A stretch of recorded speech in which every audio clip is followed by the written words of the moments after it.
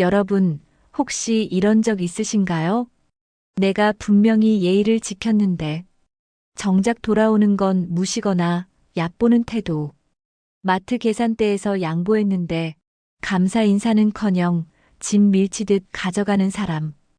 회의 시간에 조용히 양보했더니, 아, 저 사람은 그냥 자기 주장 없는 사람으로 보이는 거죠. 친절하다는 건 좋은 겁니다. 하지만 문제는 우리 사회에서 친절한 만만함으로 오해받는 경우가 많다는 거예요. 특히 나이가 들수록 더 친절해지려는 경향이 있죠. 젊을 땐 부딪히기도 했지만 이젠 사람 좋게 웃고 양보하고 뒤로 빠지게 돼요. 그런데 말입니다. 이게 자칫 잘못 비치면 의견 없는 사람, 끌고 가기 쉬운 사람으로 보여버려요. 심리학에선 이런 걸 사회적 신호라고 부릅니다. 우리가 말없이 보내는 몸짓, 표정, 태도. 그걸 보고 상대는 판단하는 거죠. 즉, 단호하지 못하면 그게 그대로 약함으로 해석되기 쉬운 겁니다. 친절한 건 좋지만 그 안에 나를 지키는 힘도 있어야 합니다. 나는 당신을 존중합니다. 하지만 나도 존중받아야 합니다. 이 메시지를 말없이 전달할 줄 아는 게 진짜 어른의 친절함 아닐까요? 과한 겸손은 자신감 부족으로 읽힌다. 우리는 어릴 때부터 이렇게 배워왔습니다. 너무 나서지 마라. 겸손은 미덕이다. 스스로 잘났다고 말하면 꼴불견이다. 그래서일까요? 누가 칭찬하면 아유, 별거 아니에요. 운이 좋았던 거죠. 이렇게 손살에 치고 뒤로 빠지는 게 익숙하죠. 하지만 너무 겸손하면요. 상대는 그걸 자신감이 없는 사람으로 받아들일 수 있습니다. 실제 회사나 사회생활에서도 이런 일이 많아요. 정말 열심히 일해놓고도 저보다 잘하는 분 많아요 라고 하면 듣는 사람은 아, 이 사람은 책임지긴 어렵겠구나 라고 생각하게 됩니다. 예를 들어볼게요. 누군가가 이번 프로젝트 잘하셨네요 라고 하면 감사합니다. 저도 열심히 했어요 라고 자신있게 말하는 게 훨씬 신뢰를 줍니다. 이건 자랑이 아니라 건강한 자신감이에요. 자신의 노력을 당당하게 인정하는 사람은 이 사람은 내 일에 책임을 지겠다는 인상을 줍니다. 결국 신뢰는 자신감에서 비롯된다는 거죠. 겸손은 여전히 중요한 미덕입니다.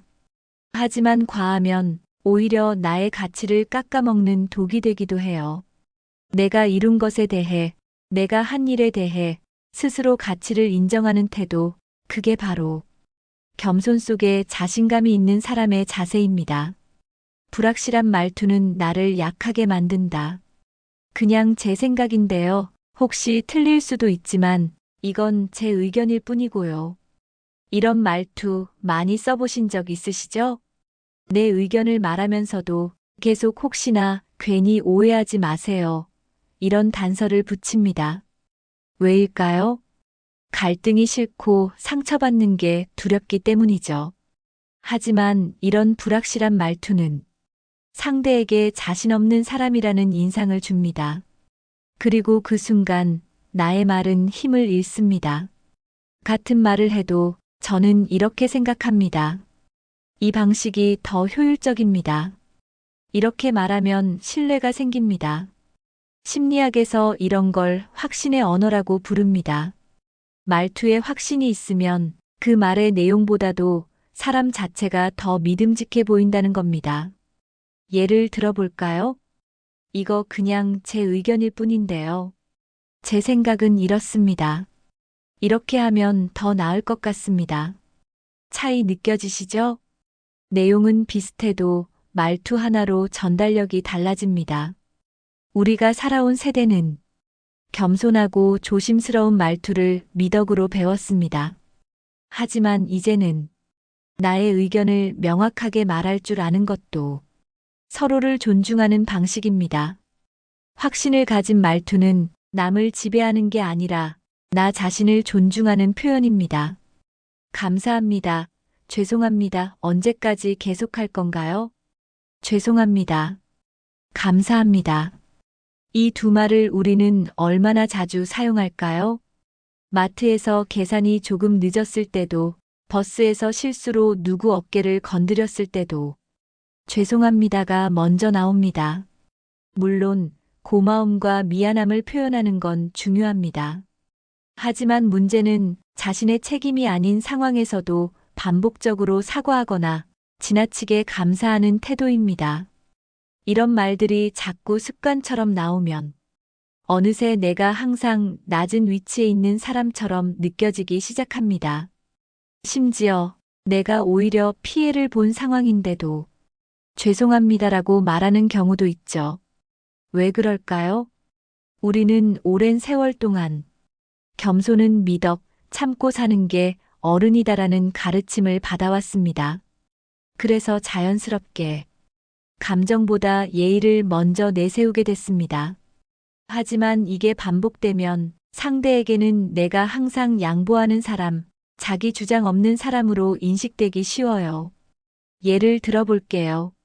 아유, 제가 괜히 말씀드렸네요. 죄송해요. 제 의견이 불편하셨다면 조율할 수 있습니다. 이런 부탁 드려도 될까요? 감사합니다. 정말 감사해요. 필요한 부분이라 요청드립니다. 도움 주셔서 고맙습니다. 말은 공손하지만 내 입장을 분명히 세우는 거죠. 감사합니다. 죄송합니다는 분명 따뜻한 말입니다. 하지만 남용하면 내 목소리는 점점 작아지고 나는 항상 미안해하는 사람이 되어버립니다. 이젠 이렇게 바꿔보면 어떨까요? 내가 진심으로 고마울 때, 내가 정말 잘못했을 때만 진심을 담아 말하는 것. 그게 진짜 어른다운 언어입니다. 단호한 말투는 존중받는 태도. 저는 그렇게 생각 안 합니다. 이 말 여러분은 얼마나 자주 하시나요? 혹은 이건 제 기준에선 어렵습니다. 이런 단호한 말투 어색하게 느껴지진 않으세요? 우리는 단호한 말투를 싸우자는 말투로 오해하곤 합니다. 하지만 사실 단호함은 상대를 무시하는 태도가 아니라 자기 자신도 존중하는 태도입니다.